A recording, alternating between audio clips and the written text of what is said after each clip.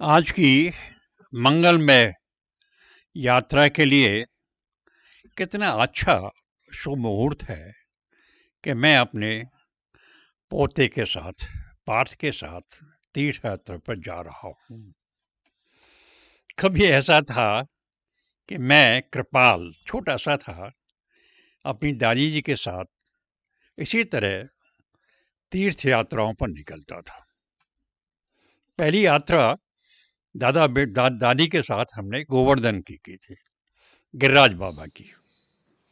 और जब मैंने गिरिराज बाबा को देखा था तो उछल के बोला, दादी जी पहाड़, क्योंकि वो माउंटेन है, पहाड़ है। वो घबरा के मुझे एक धौल लगाई मेरे सर पर, बोली पहाड़ नहीं है, गिरिराज बाबा यही तो हैं, चलो हाथ जोड़ो, दंडवत करो। और मैंने हाथ जोड़ के दंडवत की गिरिराज बाबा को। लेकिन सच मानिए, गिरिराज बाबा से कुछ लेना देना नहीं था। उन यात्राओं का जो मकसद हुआ करता था मेरे लिए, वो था बाहर निकलना, घूमना, खाना पीना और यात्रा दर्शन करना। बाकी जहाँ आस्था थी या पूजा पाठ था या कोई श्रद्धा वाली बात थी, वो कोई नज़दीक भी नहीं थी। हम मौज मस्ती के लिए आमतौर पर दादी जी के साथ जाया करते थे। यही हाल गंगा स्नान पे हुआ करता था। गंगा स्नान के लिए जब हम निकलते थे, अब देख रहे हैं हम कार में निकल रहे हैं, अब हम कार में जाएंगे, लेकिन तब दादी बेटा खरिया लेके, काम धाम कपड़े लेके पैदल निकलते थे। और अकेले नहीं होते थे, हमारे साथ एक अच्छा खासा टोल होता था गांव के लोगों का। सब अपना राशन पानी लेकर निकलते थे, पैदल यात्रा करते थे, और शाम को जब पड़ाव पड़ता था तो खाना बनाते थे। कितना टेस्टी खाना बनता था, मुझे अभी तक याद है। और फिर सुबह यात्रा शुरू हो जाती थी। लोग भजन गाते थे, गीत गाते थे, परमात्मा का नाम लेते थे, गंगा मैया को की जय बोलते थे। लेकिन हमारा वही उद्देश्य होता था, गंगा में कूद कूद के नहाना और मजे लेना। लेकिन आज मैं सोच रहा हूँ, पार्थ का भी वही उम्र है, पार्थ की जो कभी मेरी थी। और मुझे याद है, परमात्मा का गांव में मंदिर था, ठाकुर जी का। हम जाते थे मंदिर, ठाकुर जी के मंदिर जाते थे हम, लेकिन हमारा उद्देश्य कोई पूजा पाठ नहीं होता था।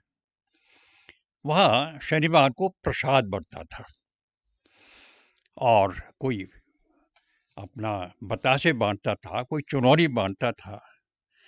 एक ही आदमी था वहाँ, हमारे सेठ दाऊदयाल बाजना के, जो शनिवार को किशमिश बांटा करते थे। और किशमिश वही दो दो तीन तीन चार चार किशमिश पकड़ा देते थे। प्रहलाद बोला, यार मजा नहीं आता, ये बुढ़ा दो दो किशमिश देकर बहका के चला जाता है, मारे झपट्टा। तय हो गया। बस अगले शनिवार को प्रहलाद ने जो झपट्टा मारा, सारी किस्में ले उड़ा, हम सब पीछे पीछे, और बगीचे में बैठ के फिर ठाठ से किस्मत खाए। लेकिन इस झपट्टे का परिणाम थोड़ा ठीक नहीं हुआ। रिएक्शन जो आया पब्लिक का, वो अच्छा नहीं था। दाऊदयाल सेठ थे, बुजुर्ग थे, बड़ी अच्छी पिंडी थी, बहुत ही दर्शनीय आदमी थे, पूजा पाठ वाले आदमी थे। तो फिर हमने झपट्टा मारना वो बंद कर दिया, और देखा जाए मंदिर जाना ही हमने बंद कर दिया, मंदिर जाना बंद कर दिया। अब हमारा ध्यान कहीं और ही होता था। घर में पूजा पाठ का बड़ा अच्छा सिस्टम था। हमारी दादी साहिबा भाई केसर बहरी की बेटी थी, और बड़ी अच्छी पर्सनैलिटी थी दादी की, दिव्यता झलकती थी उन पे। सुबह दोपहर शाम नहा धो के पूजा करके खाना खाती थी, और लोग उनकी बहुत इज्जत करते थे। जमींदार थी, तो सभी घर से निकलती दुर्गा पे सलाम पढ़ना शुरू हो जाते थे, और हम तो अपनी दादी के प्यारे बेटे थे ही। लेकिन एक बार हमारी जंग हो गई दादी के साथ। था ये कि माँ ने मने किया था कि आपके जमींदारों को खेती मत देना। खबरें आ रही हैं कि जमींदारी खत्म हो जाएगी, लेकिन दादी मानी नहीं। उनको बड़ा प्रेम था अपने लोगों से। कहती थी दुर्गा का खेत कोई लेगा नहीं। मुझे पूर्ण विश्वास है उन्होंने जमींदारी उठा दी। इस बात पे घर में बड़ा क्लेश हुआ। दादी और माँ के अंदर खटक गई, बिल्कुल जंग शुरू हो गई। काका जी कुछ बोलते नहीं थे, वो अपनी माँ की बहुत इज्जत करते थे। मैंने सोचा कुछ तो करना ही पड़ेगा। एक दिन दादी साहिबा आई, उनका पानी लगा, स्नान किया, पूजा पे बैठी, सालिग्राम गायब। जिनको वो चंदन टीका लगा के पूजा शुरू करती थी, वही दोनों सालिग्राम थे, गोल गोल पत्थर सफेद, वो दोनों गायब हो गए। अब देखें मेरे सालिग्राम कहाँ हैं? अरे सालिग्राम कौन ले गया? मैंने कहा जंग लड़ाई करो, सालिग्राम तो मैंने कहा भैंस चराने गए, शाम को आएंगे। उनकी समझ में आ गई। कहती रे बेटा, अरे ला दे मेरे सालिग्राम। मैंने कहा लड़ाई करो, लड़ो भाई, लड़ो ना, आपको लड़ने का शौक है। कहते अब नहीं लड़ूंगी मैं, पक्का वादा करती हैं? कहते अब नहीं लड़ूंगी। बेटा ला दे मेरे सालिग्राम, भूख लग रही है मुझे बहुत। मैंने फिर वो आड़े में दवा रखे थे गेहूं के बीच में, लाया, दे दिए, धो धा के उन्हें चंदन बंदन लगाया और अपनी पूजा की। ये पहला हमारा आस्था के बारे में बता रहा हूँ कि हम कितने उसमें काम करते थे और कैसे हमारा काम चलता था। और दादी के साथ तो मैं उनका बहुत प्यारा बेटा था और बहुत स्नेह करती थी मुझसे। लेकिन हुआ वही, जमींदारी चली गई हमारी। दादी भी बीमार होकर चरपाई पे आ गई। 6 महीने के अंदर दादी जी तो चली गई स्वर्ग। माँ के सामने संकट खड़ा हो गया। पूरी जमींदारी, 6 बच्चों का ग्रस्त, जमीनें सब चली गई। एक तरह का संकट खड़ा हो गया था। और तब हम सब ने माने कि भैया सब खड़े हो जाओ, अभी सब काम करेंगे घर में, अब काम नहीं चलेगा ऐसे।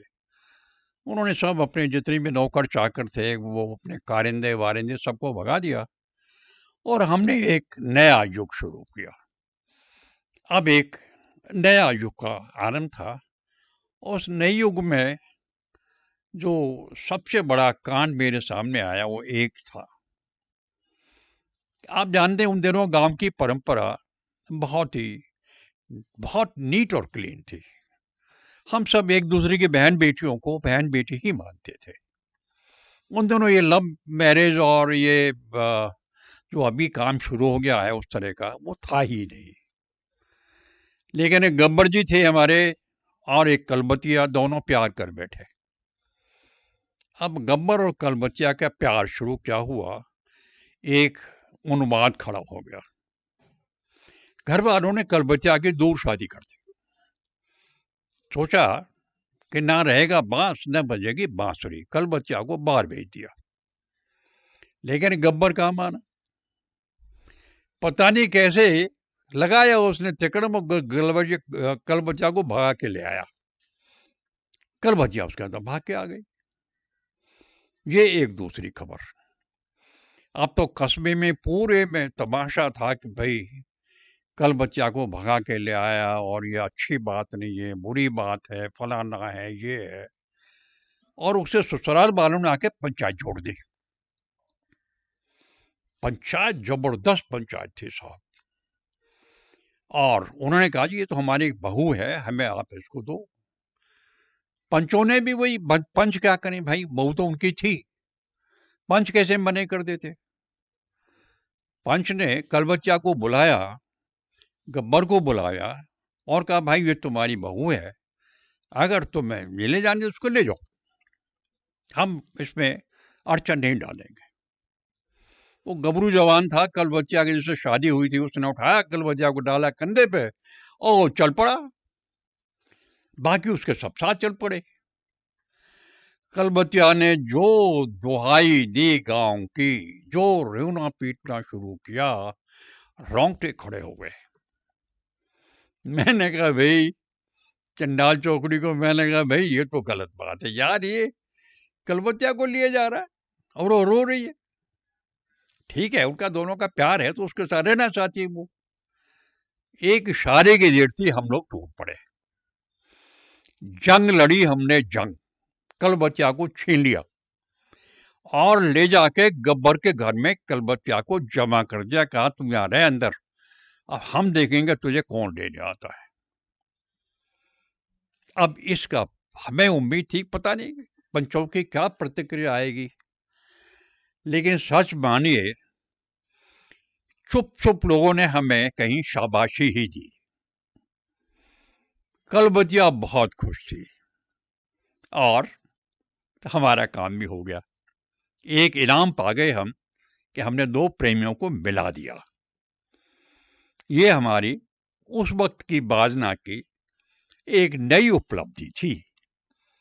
अभी हम परमात्मा से तो हमारा अभी परिचय नहीं हुआ था, लेकिन आगे आगे हम अपने रास्ते पर चल पड़े थे और देख रहे थे जमाने की चाल और कमाने की चाल। बड़े हो रहे थे, समझ में आ रही थी कि कुछ तो करना ही पड़ेगा भाई आगे। पढ़ाई लिखाई, मैट्रिक तक हम पढ़ चुके थे, मैट्रिक हमने कर लिया था और आगे की तैयारी थी। दादी चली गई थी, अब हम बड़े हो गए थे, अब हमारी यात्राओं का रुख मोड़ गया था। और फिर एक सभा हुई बाजना में। हमारे एक थे वो भाई जिनका अलीगढ़ से बड़ा संबंध था और अलीगढ़ से वो नाचने वाली ला रहे थे।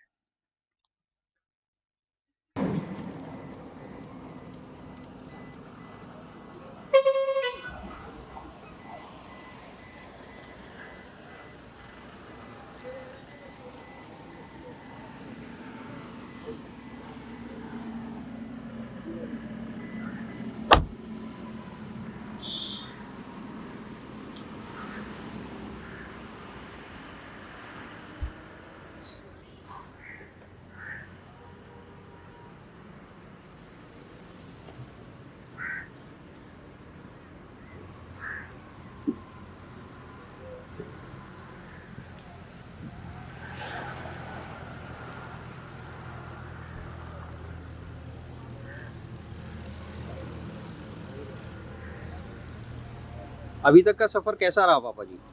बहुत अच्छा, एक्सीलेंट रहा। सबसे बड़ी बात है कि आज हम दाऊ के पास करीबन मेरा ख्याल है आशीष 1-1.5 साल के बाद जा रहे हैं। ज्यादा टाइम हो गया, ज्यादा ही हो गया होगा आज तक। हाँ पिछले बार आए थे। अब जब तक दाऊ बुलाते नहीं है तब तक आना होता नहीं है, सच्ची बात तो ये है। दाऊ ने बुला लिया है, चल पड़े। वैसे आजकल ब्रिज में भीड़ खूब हो रही है, ये बात तो है। लोग आजकल देश विदेश से हाँ ब्रिज में जरूर आते हैं और दर्शनीय स्थान भी बहुत हैं ब्रिज में देखा जाए तो। अब जैसे दाऊ में हम चल रहे हैं, लोग गोवर्धन परिक्रमा देने भी जाते हैं। वृंदावन तो धाम ही बन गया है। अब तो वृंदावन धाम जाते हैं लोग और बहुत अच्छा बन गया, मंदिर भी बहुत अच्छे बन गए हैं, आवाजाही भी अच्छी है, होटल्स वगैरह बन गए हैं। अब तो पहले हमें याद है कि वृंदावन सोना साइज पड़ा रहता था हमारे टाइम पे, तो जब से हमने देखा था कि लोगों ने वो भौतिकवाद की तरफ लोग ज्यादा मुड़ गए थे। अब थोड़ा पेट भरा है लोगों का तो राम याद आया है। कुछ दिक्कतें आई हैं तो भगवान याद आया है। अब केशव की याद आई है, महानायक विश्वनायक के दर्शन करने लोग भागते हैं। दाऊ का भी, दाऊ के मेले भरते हैं, दाऊ पे जाते हैं। पहले लोग बहुत कम जाते थे, अब दाऊ का मंदिर भी गुलजार हो गया है। लोग जाते हैं, श्रद्धा पूर्वक दर्शन करते हैं, बातचीत करते हैं, दान पुण्य करते हैं। श्रद्धा बढ़ी है, आस्था बढ़ी है, भक्ति बढ़ी है, और ये शुभ लक्षण है। मानवता के लिए ये सबसे बड़ी बात है कि आप बाहर निकलें, पूजा पाठ करें, दूसरों का शुभ चाहें, दान दें, अपनी कमाई में से कुछ बांटें। सबसे बड़ी बात।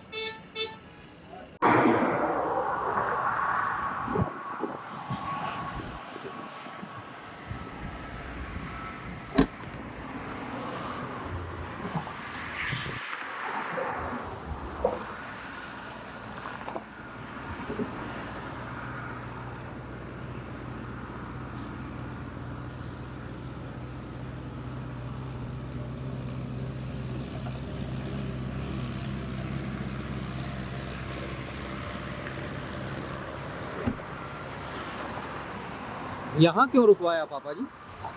अरे ये बाजना देख रहे हो ना, ये बाजना ब्रिज में पड़ता है। और ये इधर राइट को देखी तो उधर की साइड में, हाँ जी, ये जगह जिसको कहते हैं मोरकी। अच्छा। और मोरकी का मतलब है केशव जो आते थे गाय चराने, यहाँ से मुड़ के जाते थे। और वो गाय चराने आते थे। हाँ, हमने भाई यहाँ भैंसों चराई। हमारा और केशव का यही है, उन्होंने गाय चराई, हमने भैंसें चराई। शरारतें उन्होंने भी की, हमने भी की।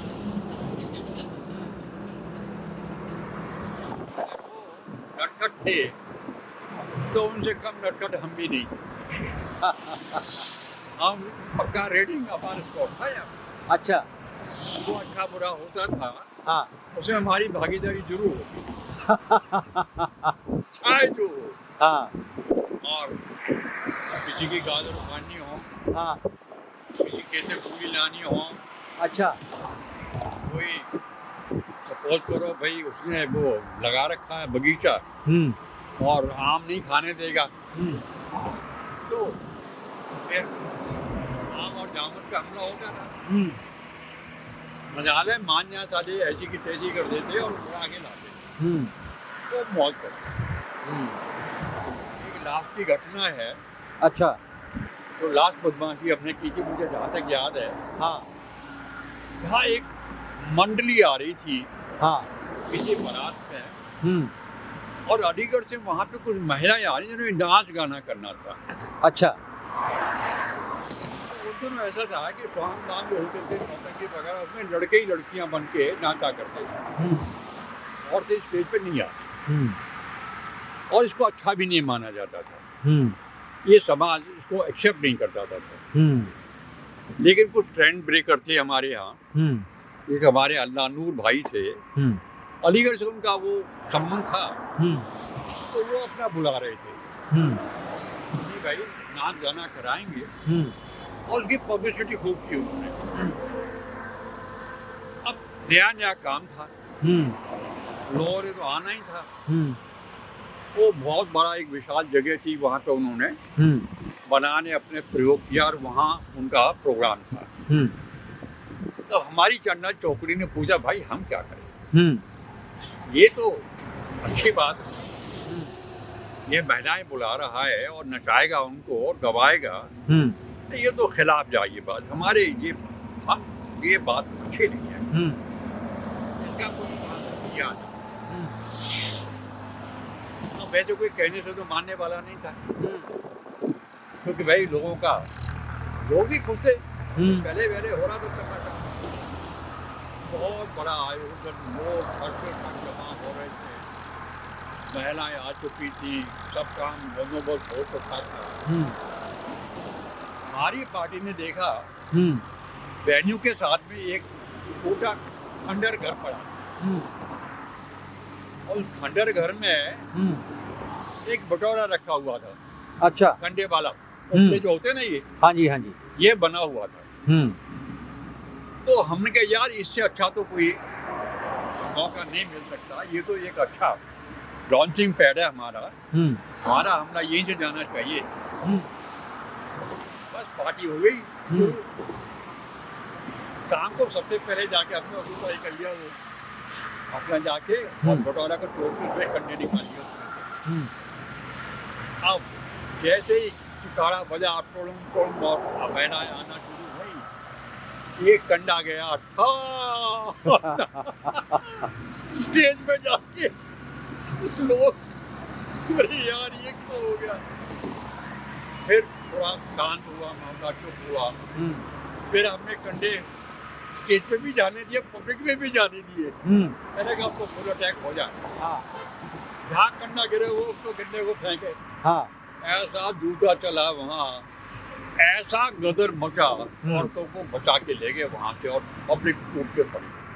गाली गलौज, कोई जूता फेंक रहा है, कोई कंडे फेंक रहा है। हम गायब हो गए, हमारा काम तो हो गया। हम अपने नीचे से निकले, गायब हो गए। दूसरे दिन इंक्वायरी, ये किसने किया, ये किसने किया, कंडे किसने फेंके। अरे यार हम तो गए ही नहीं थे, लेकिन हम तो जाते ही नहीं मांगने। हम तो गए ही नहीं ना, हम नहीं थे, हमें नहीं पता किसने किया। बाद में भाई साहब बोले हाँ जी कंडे फेंके थे। हाँ जी फेंके थे। ये अच्छी बात है। औरतों को रिचाव गाँव में लाके तो सबके सामने अच्छी बात थोड़ा ही है। ये होना नहीं चाहिए। आप लोगों ने क्यों नहीं रोका? आपने नहीं रोका, हमने रोक दिया। तो ये केशव की परंपरा है। अच्छे हैं ब्रिज के, वो कम जागृत नहीं है, अच्छे बुरे में शुरू से ही शामिल होते हैं। अच्छा है ताली बजाएंगे, खराब है, बुरा है, गलत है तो विरोध जरूर करें। ये पार्थ था, ये Aastha, always ready for photo shoot. मेरे फोटो तो आएंगे कैसे फिर? मैं पीछे हूँ, लेकिन मैं देख लूंगा अपने आप को, कैसे ना कैसे लाऊंगा। हाँ, अपना भी लिया ना, अपने आप को भी लिया ना। ये बात की रिकॉर्ड हो रही है लेकिन नहीं हो रही है हमारी? हाँ हो रही है। आप क्या सोच रहे हैं, यू आर ऑन कैमरा? वो it is live. Yes it is live. हाँ लेट्स सी। पाठा, ए पाठा, तू वृंदावन कब आया था सबसे पहले? मैं आया था भैया के बर्थडे पे आया था एक बार। दोनों भैया आए थे? तब क्या देखा था? बिहारी जी का मंदिर देखा था बस। धक्के खा के? हाँ धक्के खा के लौट गए थे? बहुत भीड़ थी? बहुत ज्यादा भीड़ थी। हैं? हाँ, और अभी भी बिहारी पे मेरे ख्याल पिछले बार 2-3 किलोमीटर की लाइन बता रहे थे बिहारी जी पे दर्शन के लिए। अच्छा। हाँ अखबार में थी कि बिहारी जी के मंदिर पर 3 किलोमीटर की लाइन है दर्शन की। बाप रे। ये चला हुआ था। और आशा जी आप कब आई थी बचपन में? मैं तो आती रहती थी पापा जी, हमने तो कई बार आए हुए हैं। कौन सी अच्छी याद है आपके वृंदावन में? पहले जब आई थी कैसा लगा? देखने आते थे यहाँ पे, सावन में रास होते थे, बहुत अच्छा लगता था। रास लीला होती थी यहाँ पे, चाचा जी लेके आते थे हमारे छोटे वाले सब। आपका पूरा परिवार आता होगा? हाँ जी, हम तो फिर कई दिन रुकते थे, पर पहले धर्मशाला में रुकते थे। हाँ धर्मशाला में इतना नहीं था पहले, इतने होटलों का उनका नहीं था इतना, बहुत खाली था पहले। कैसा आनंद आता था? डेवलप हो गया। कैसा आनंद आता था?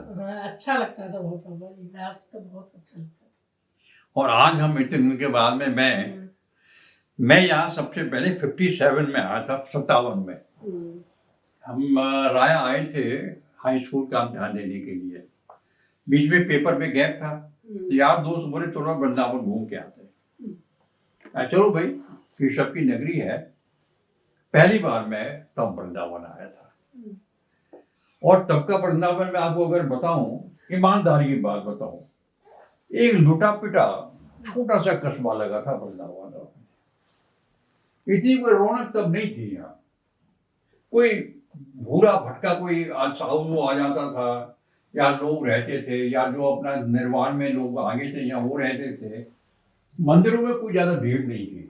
कभी भी दर्शन करके आ जाओ बिहारी जी के, किसी के भी दर्शन कर लो, कोई फर्क नहीं पड़ता था। कोई लाइने वाइने नहीं थी तब यहाँ। और अभी जो विकास आप देख रहे हैं, नया विकास जो हो रहा है, होटलें बने हुए हैं, टाउन खड़ा हो गया है, और भी मंदिर बन गए हैं, ये सब अभी बना है। और अभी जैसे मैं कह रहा था कि लोगों की भक्ति भावना अभी दोबारा जागृत हुई है। अभी भौतिकवाद से परेशान होकर लोग फिर आध्यात्म की तरफ लौटना शुरू हुआ है। सबको अभी केशव याद आया है कि असली आनंद तो केशव की भक्ति में है। ये कितना भी पैसा इकट्ठा कर लो, कितना भी वैभव बढ़ा लो, वो शांति और या सुख तो कभी मिलता ही नहीं है जो यहाँ आके वैराग्य में मिलता है। सच्ची बात हुई है।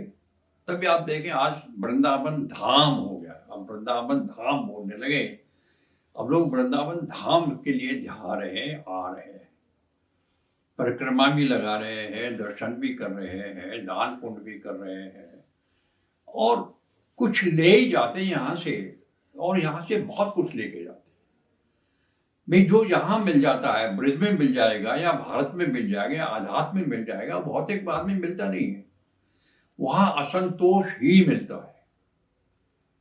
कितना ही वैभव बढ़ा लो आप, असंतोष ही मिलेगा आपको। संतोष तो यहां मिले। जब आए संतोष धन, बाकी सब दूर समा। सब संतोष धन ही श्रेष्ठ है। और वो वृंदावन में मिलेगा, मथुरा में मिलेगा, गोवर्धन में मिलेगा, दाऊ के यहाँ मिलेगा। इन तीर्थों में आप जाइए। और ब्रज का तो वैसे भी चलन भी बैरागियों का ही है। ब्रज के लोग अपने आप में बड़े मस्त और स्वस्थ हैं। ये अलग ही एक कला है। मैं पूरा भारतवर्ष तकरीबन घूम लिया हूँ, सब देखा है मैंने। पूरा का पूरा साउथ भी देखा है, ये भी देखा है, सब देखा है। यहाँ के मुकाबले मुझे कहीं कुछ ऐसा लगा नहीं कि कई लोग अपनी भाषा के पीछे पड़े, सब कुछ दिमाग लेके बैठे हैं, कभी कुछ है, कभी कहीं। यहाँ खुले लोग हैं। यहाँ सबका, जैसे केशव की संस्कृति है, हमारा धर्म है सनातन, जैसे सबको दोनों बाएं खुल के सबका आदर करते हैं। आज भी वही है। और उसी की आज जरूरत है। उसी की जरूरत है कि हम एक दूसरे का आदर करें, प्यार करें, बुलाएं, बैठें। ये जो अभी विभीषिकाएं जाने को है, लड़ाइयों का आ रहा है, ये तमाशा आ रहा है, ये अच्छी बात है नहीं है। केशव के यहाँ आके शांत, आओ बैठो शांत। यहाँ आके, वैसे भी यहाँ आके आदमी का मन सब बदली हो जाता है, मन शांत हो जाता है। सबसे अच्छा धाम है वृंदावन धाम। और आज हमारा इरादा है कि आज हम वृंदावन धाम में देखें, चल के देखते हैं। बड़े दिन के बाद आए तो चलो देखेंगे फिर अभी कि आज क्या क्या चेंजेस हैं, दर्शनों का क्या हाल है, भीड़ का क्या हाल है, लोगों का क्या। वैसे अच्छा लग रहा है। अभी पुरानापन नहीं है, बिल्कुल नयापन है। एक नई उमंग है, नया रंग है वृंदावन का। चल के देखते हैं वृंदावन को, नए रंग को देखते हैं, नए ढंग को देखते हैं। अभी आप नए ब्रिज के दर्शन कर रहे हैं और मैं आपको पुराने ब्रिज की बात बताऊंगा। जब मेरा परिचय दाऊ से हुआ ही नहीं था, कॉलेज में थे, मस्ती थी, बिरला मंदिर जाते तो थे, लेकिन वहां से पैसे उठा लाते थे और सिनेमा देखते थे। सच मानिए, सिनेमा मुझे एक बहुत बड़ा आविष्कार लगा था। तब नया दौर पिक्चर देखी थी और मुझे लगा था कि यस, ये एक ऐसा माध्यम है जिसकी बुराई नहीं, हमें बड़ाई करनी चाहिए और अच्छी फिल्में बनानी चाहिए। तब इरादा था डॉक्टर बनने का, MBBS करने का इरादा था। पक्का इरादा था, पढ़ाई लिखाई में तो हम टॉपर थे, तो कोई शक नहीं था कि हम MBA में सेलेक्ट नहीं होंगे। हुआ उल्टा। पूरी तैयारी के बाद भी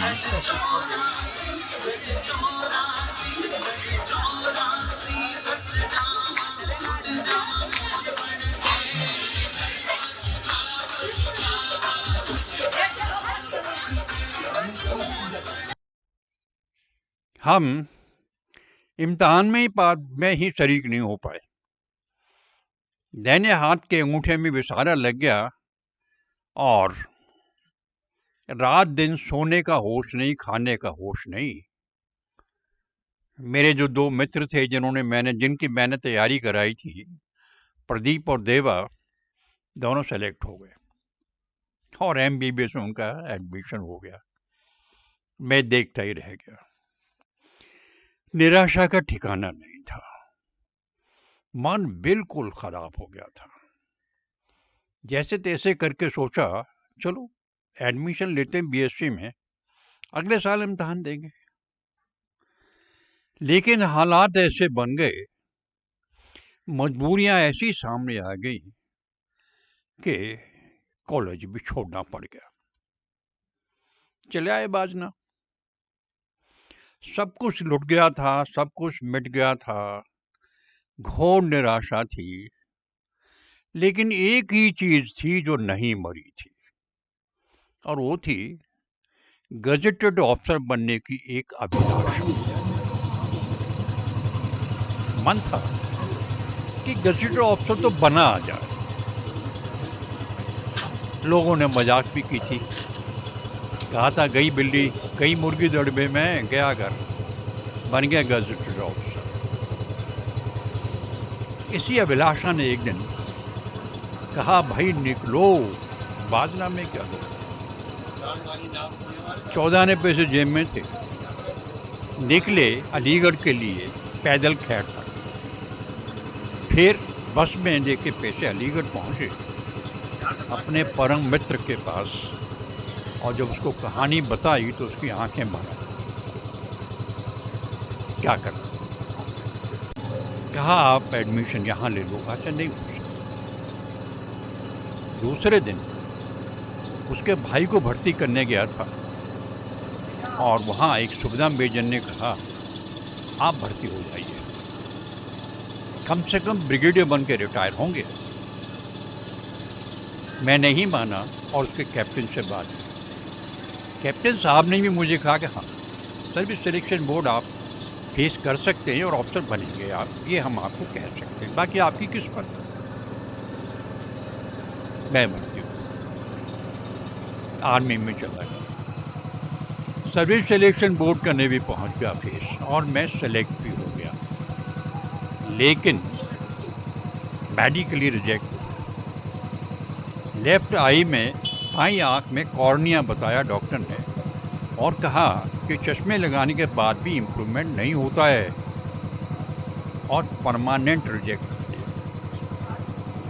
कोई सूरत नहीं थी। लोगों ने भी कहा, डॉक्टर ने कहा कि इसका कोई इलाज है ही नहीं, ये ठीक हो ही नहीं सकता। बोर्ड आने वाला था। पता नहीं किसी भले आदमी ने मुझे सलाह दी अहमदनगर में कि सिविल सर्जन है एक डॉक्टर टीबी तांबे, आई स्पेशलिस्ट हैं, आप उनसे बात करो। मैं पहुंच गया उसके पास। आंख देख के बोले बेटा काम तो तुम्हारा हो जाएगा। मैंने कहा सर मेरे पास पैसे नहीं है। हंस गए, कहते मैंने तुमसे पैसे तो नहीं मांगे, 1 रुपया जमा करा दो, मैं चेक करा दूं। देखिए पता नहीं क्या दया दृष्टि थी उस आदमी ने जिसने मुझे सलाह दी थी। उसने ये कहा था दाऊ के पास आप संकल्प करो, चांदी की आंख बना के दाऊ पर चढ़ाओगे, और मैं गारंटी से कहता हूँ कि आप पास हो जाओ। उसी प्रेरणा के तहत मैं डॉक्टर तांबे के पास गया था,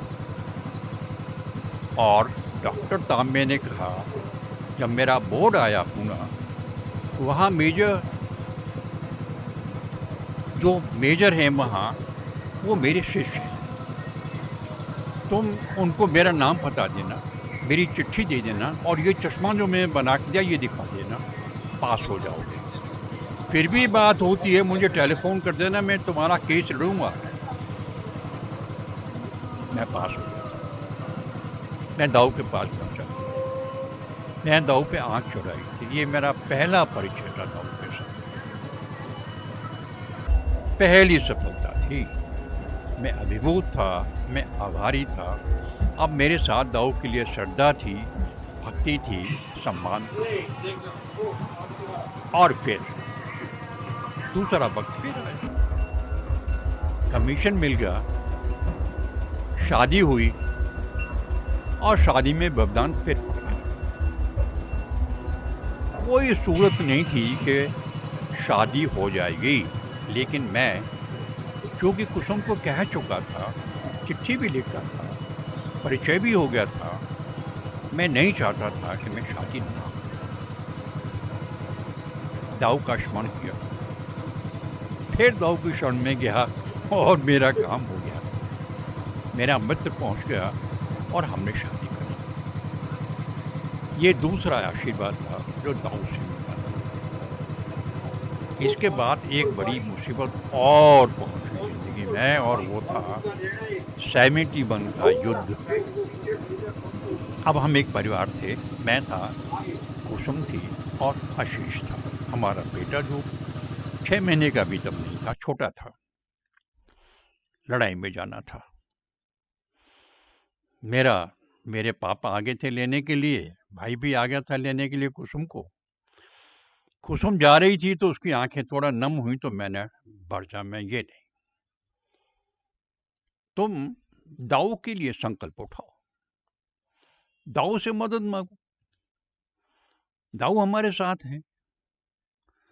कुसुम ने संकल्प उठाया, मैं लड़ाई में गया।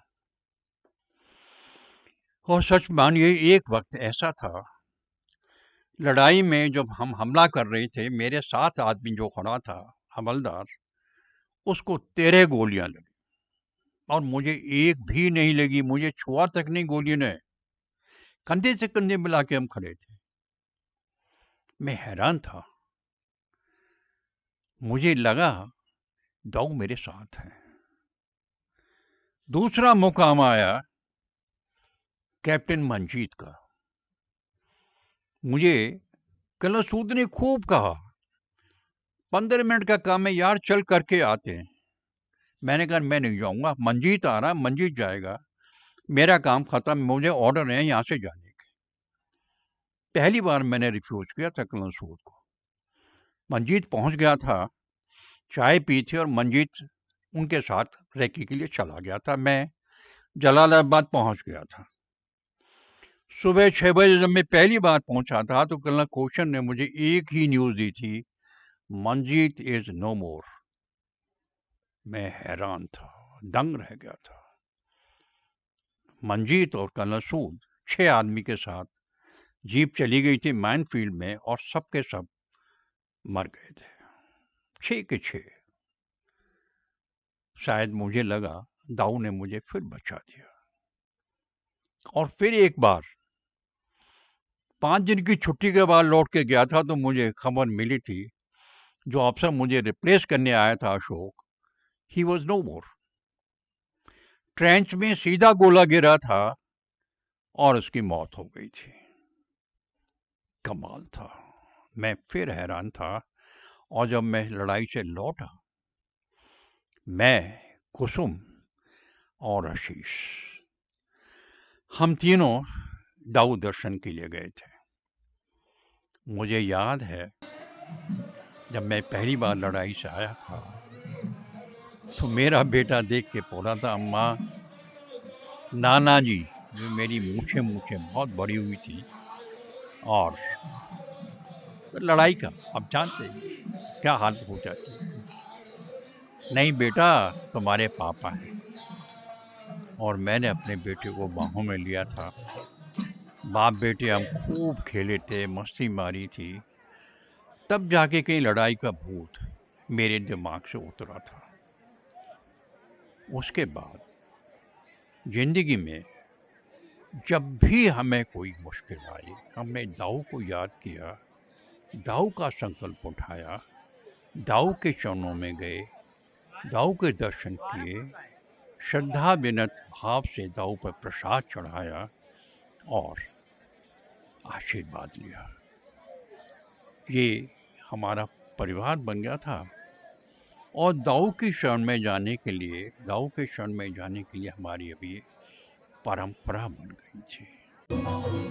जब भी मौका मिलता हम दाऊ के यहाँ पहुँचे, चाहे छुट्टी आए या ना आए, दाऊ हमारे यहाँ से कभी नहीं गए।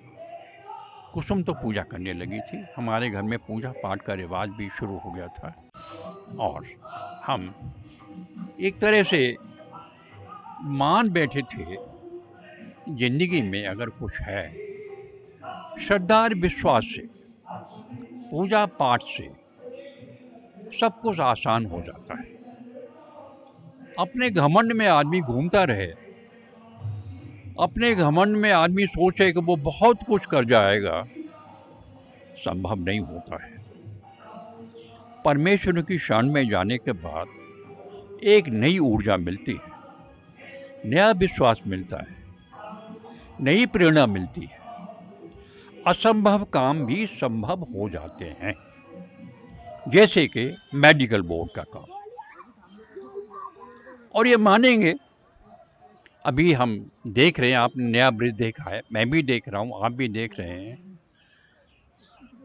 श्रद्धा इतनी है लोगों में, लोग इतने आते हैं, समाते नहीं हैं, होटलों में नहीं समाते, मंदिरों में नहीं समाते, लेकिन जो हमारा प्रशासन है, जो हमारा बंदोबस्त है, ब्रिज का बंदोबस्त स्पेशली, जहाँ विश्व अभी पूरा ब्रिज की ओर देख रहा है शांति के लिए, सद्भाव के लिए, उसी ब्रिज में आप देखें ना कोई बंदोबस्त है, ना कोई व्यवस्था है, ना कोई आउजी है, ना कोई सफाई है, ऐसे ही लावारिश। इससे अच्छा तो तब था जब हम आते थे, जब पुराना हमारा वक्त था, कितना साफ सुंदर ब्रिज था, मन प्रसन्न हो जाता था ब्रिज में पहुंच के। एक तरह का इतना आनंद आता था श्रद्धा विश्वास के साथ जब पूजा पाठ करने में, रुकने में, कि तबीयत खुश हो जाती थी, थकान उतर जाती थी ब्रिज में। आज इतने धक्के हैं बिहारी जी के दर्शन में, बिहारी जी के हमें दर्शन ही नहीं होके दिए, इतनी भीड़ थी और इतने श्रद्धालु लोग आते हैं, यहाँ से नहीं, पूरा हिंदुस्तान ही नहीं, पूरे विश्व से अब तो आजकल लोग आते हैं दर्शन के लिए। वृंदावन में, मथुरा में, ब्रिज में लोग परिक्रमा देते हैं और हमारा प्रशासन आंख बंद करके बैठा है, पता नहीं क्यों। खैर, मेरा वक्त तो ओवर है, पार्थ की तरफ देख रहा हूँ। अब तो इनको तो करना पड़ेगा। हमने अपने कारनामे किए, हमने कंडा कांड किया, हमने कलवचिया कांड हमने किया, हमारे पास जो बनता था हम लड़ते थे, हम करते थे। तब का मैं कहूँगा, तब हम अच्छे संगठित थे, सुनवाई थी, लोग रिस्पॉन्स भी देते थे। अब फिर से हमें वही काम करना होगा ब्रिज का। और हमें क्या करना होगा, इन्हें करना होगा, नया ब्रिज बनाना होगा, नया रूप स्वरूप ब्रिज का लाना होगा, तभी जाके जो यात्री आते हैं, कम से कम आदमी को दर्शन तो ऐसे हो जाए कि वो अब जो श्रद्धा लेके आता है, जो विश्वास लेके आता है, वो उसका मर्दन तो ना हो जाए, खंडन तो ना हो जाए। इस बात का हमें बहुत ही ईमानदारी से निर्वाह करना होगा। ये देखिए यमुना, ये है आज का स्वरूप, ये है हमारा प्रशासन है, उनका काम। कितना भद्दा लगता है यमुना में झांकते रहो। करिए कुछ।